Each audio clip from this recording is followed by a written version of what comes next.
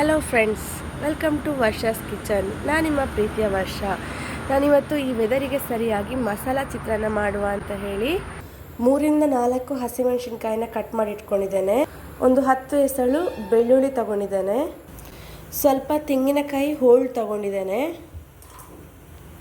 ಒಂದು 1/4 ಟೀ ಸ್ಪೂನಷ್ಟು ಜೀರಿಗೆ ತಗೊಂಡಿದ್ದೇನೆ. ಸ್ವಲ್ಪ ಕೊತ್ತಂಬರಿ ಸೊಪ್ಪನ್ನು ತಗೊಂಡಿದ್ದೇನೆ. ಈಗ ಇದಕ್ಕೆ ಸ್ವಲ್ಪ ನೀರು ಸೇರಿಸ್ಕೊಂಡು ಮಸಾಲೆ ರುಬ್ಬಿಕೊಳ್ಬೇಕು. ಈಗ ಮಸಾಲೆ ರೆಡಿ ಆಗಿದೆ.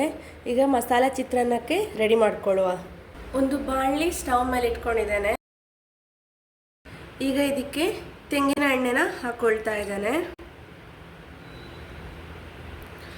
1 ಹಿಡಿಯಷ್ಟು ನೆಲಗಡಲೆನ ಹುರ್ಕೊಳ್ಬೇಕು. ಈಗ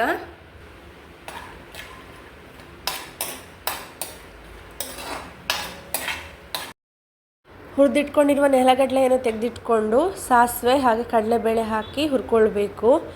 ಕಟ್ ಮಾಡ್ಕೊಂಡಿರುವಂಥ ಆನಿಯನ್ನ ಹಾಕ್ಕೊಳ್ಬೇಕು. ಇದನ್ನು ಸ್ವಲ್ಪ ಹಾಗೆ ಆಯಿಲಲ್ಲಿ ಫ್ರೈ ಮಾಡ್ಕೊಳ್ಬೇಕು.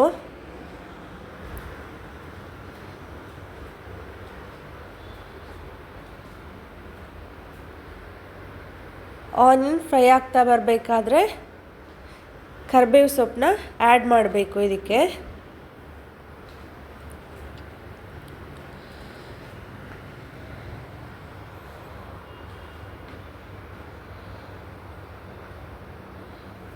ಈಗ ಆನಿಯನ್ ಚೆನ್ನಾಗಿ ಫ್ರೈ ಆಗಿದೆ ಆಯಿಲಲ್ಲಿ.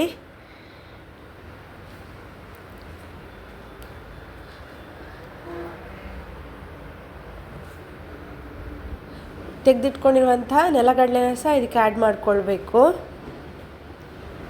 ಸ್ವಲ್ಪ ಅರಿಶಿಣ ಪುಡಿ, ಸ್ವಲ್ಪ ಉಪ್ಪು ಹಾಕ್ಕೊಳ್ಬೇಕು. ಅನ್ನ ಬೇಯಿಸ್ಕೊಳ್ಬೇಕಾದ್ರೆ ಉಪ್ಪು ಹಾಕಿದರೆ ಇದಕ್ಕೆ ಮಸಾಲೆಗೆ ಎಷ್ಟು ಬೇಕೋ ಅಷ್ಟು ಉಪ್ಪು ಹಾಕ್ಕೊಂಡ್ರೆ ಸಾಕು. ಈಗ ರುಬ್ಬಿಟ್ಕೊಂಡಿರುವಂತಹ ಮಸಾಲೆನ ಇದಕ್ಕೆ ಆ್ಯಡ್ ಮಾಡ್ಕೊಂಡಿದ್ದೇನೆ. ಹಸಿ ವಾಸನೆ ಹೋಗೋ ತನಕ ಲೋ ಫ್ಲೇಮಲ್ಲಿ ಇದನ್ನು ಬೇಯಿಸ್ಕೊಳ್ಬೇಕು. ಮಸಾಲೆಯ ಹಸಿ ವಾಸನೆ ಎಲ್ಲ ಚೆನ್ನಾಗಿ ಹೋಗಬೇಕು. ಅಷ್ಟರ ತನಕ ಆಯಿಲಲ್ಲಿ ಫ್ರೈ ಮಾಡ್ಕೊಳ್ತಾ ಇರಬೇಕು.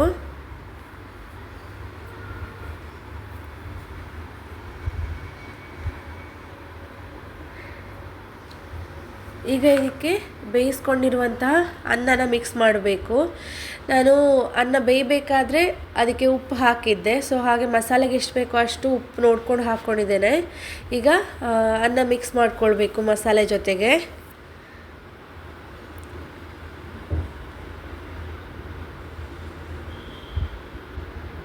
ಚೆನ್ನಾಗಿ ಮಿಕ್ಸ್ ಮಾಡ್ಕೊಳ್ಬೇಕು.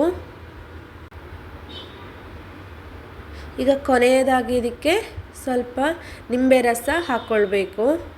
ಅದು ಇನ್ನೂ ಟೇಸ್ಟ್ ಕೊಡ್ತದೆ. ಮಸಾಲ ಚಿತ್ರಾನ್ನ ಸವಿಯಲು ಸಿದ್ಧ. ಈ ವಿಡಿಯೋ ನಿಮಗೆ ಇಷ್ಟ ಆದರೆ ಲೈಕ್ ಮಾಡಿ, ಶೇರ್ ಮಾಡಿ, ಹಾಗೆ ಸಬ್ಸ್ಕ್ರೈಬ್ ಮಾಡಿ. ಧನ್ಯವಾದಗಳು.